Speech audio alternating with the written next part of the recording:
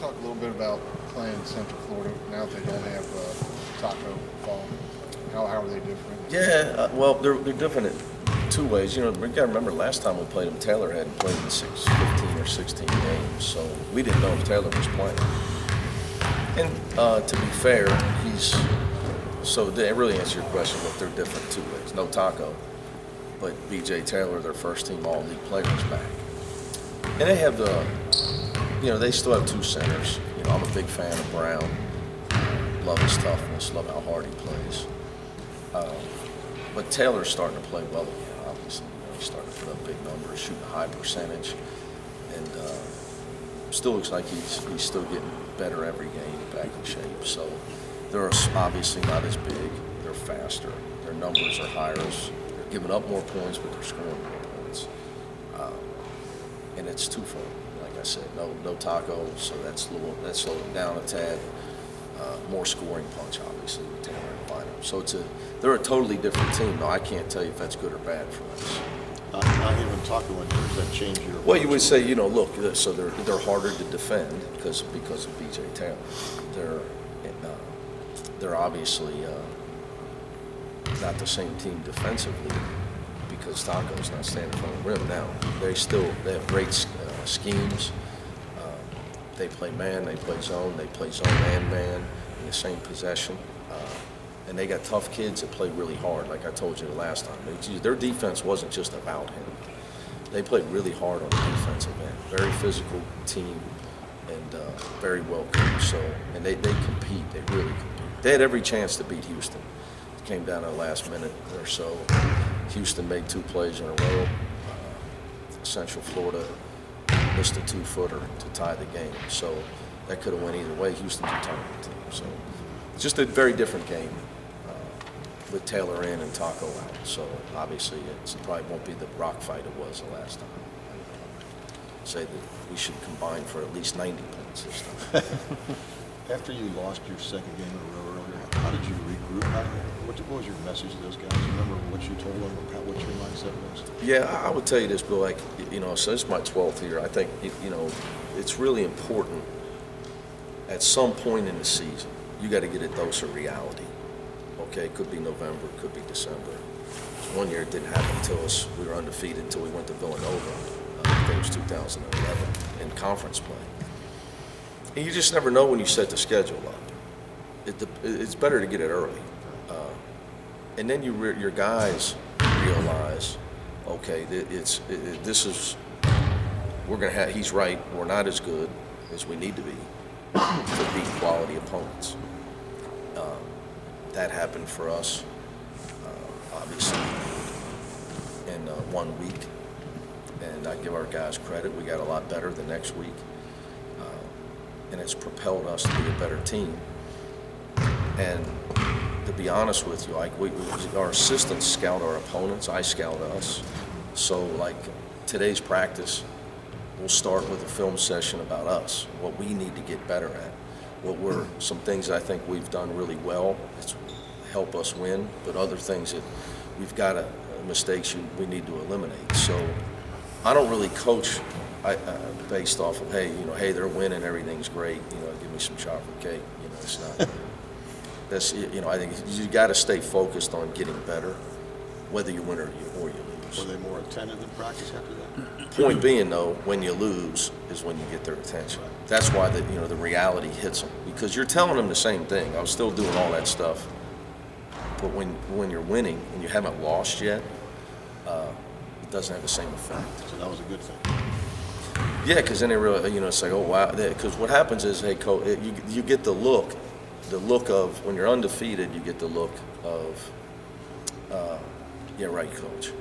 We like you, we believe you, but yeah, right. When you lose 2 in a row, you get to look, please help us, coach. We don't want to get embarrassed. Our girlfriend's starting to question us whether she should date a football player or not. Starting to lose all my street cred. We're all getting killed on the media, social media. Please help us. So we'll listen. We don't want to lose 2 more this week. So it's just the way it is, and it's always going to be that way. think the earlier that it happens to you, the better. Because then you can start getting, that's when you can really get to work on figuring out, okay, now what do we got to do? You mentioned the other day about Gary being a little tired, perhaps. Is there any, I don't know what the word is. Yeah, I'm going to recant that.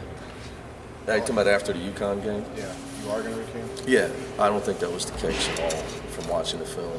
He it's a 4th straight game against them. He took a shot to the head early in the game. The foul was called, but he took another shot to the head and almost had a tooth embedded in his upper lip.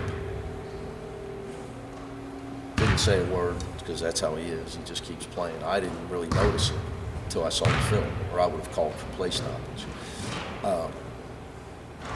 So it's 4 straight times that we've played that that's happened. So in my opinion, once we got a lead, I think he's a smart guy. In my opinion, he was probably being cautious, protecting himself the rest of the game, since it happens every time. One time it's a coincidence, 2 it's bad luck.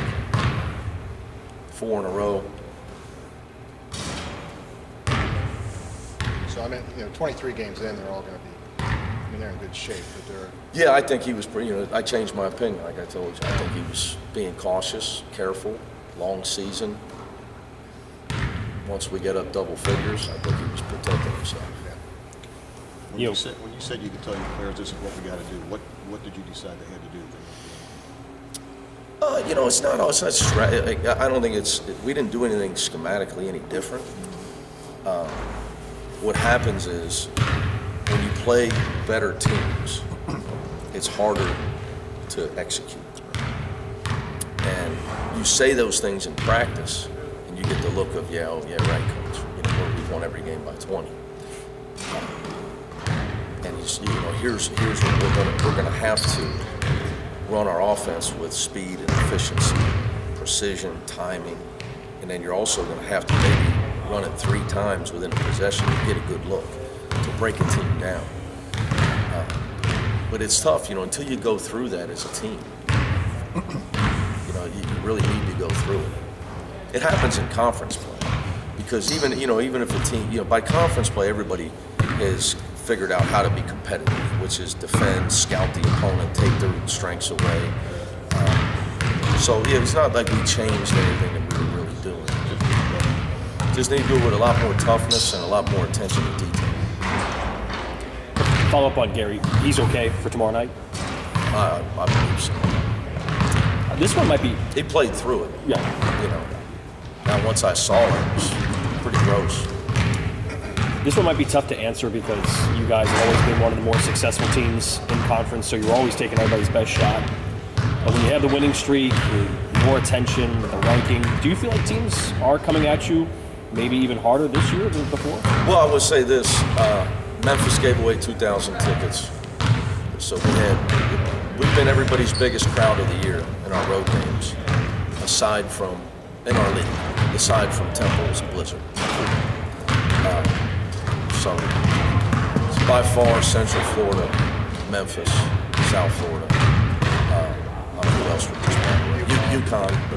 The numbers say it was their best home crowd of the year. So, but I think it's a good thing. It's a good thing. You're going to get team's best shot. Makes you play better. And if I was a recruit, I'd want to play against. I'd want to play in packed arenas, big games where the fans are excited to see it. That's what it's all about. Field goal percentage defense seems to have always been a mark of your teams. We try to not give up layups. I tell you, I know that's simple, but we didn't do a very good job of that in our last game in the second half when we blew it. No, we didn't blow it, but we had a 17, 18-point lead against UConn. We gave up too many layups in the second half. So kids don't miss layups. They might miss shots. So our thing, try to not give up layups and try to make sure we don't let your best shooters shoot. That's pretty much it. And then we're big on no dumb fouls. We coach it very hard. We teach it. We review it on film. and it's all basically goes to how to not give it anymore. You know, some teams will struggle to score if you don't get layups and free throws. Is that all just something you stress? Does it have to be No, we the coach it. kind of guys that you recruit? You know, we get the best guys we can get, and then try to figure out how to win with them. Try to, you know, so we don't sit there and recruit saying, hey, with defense in mind.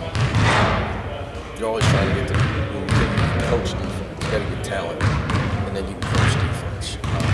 That's just always, I think that goes from being around my dad with Bob Huggins and Rick Pitino. If you want to win games, you got to learn how to not lose them first, which is giving up layups, turning the ball over, giving up layups. You're going to lose games. You know, it's just because good teams, they're not going to give you layups, and they're not going to give you layups. So I know it sounds simple, but if you can do it, it works. You know, schemes, scouting, but then I think you got to get your players. You got to get players that want to win and care about winning. So that's when I say recruiting, we don't talk. Maybe sit there and talk about, hey, this guy's going to be a great wing defender. I think we more talk about is that this guy's a competitor. And once you're winning and you have a winning culture, you got to try to. When you're in my position, your assistants will present the different recruits to you all the time. You have to try to ascertain whether the guy's he's going to care about winning when he gets into the program, or is he just going to care about his individual statistics?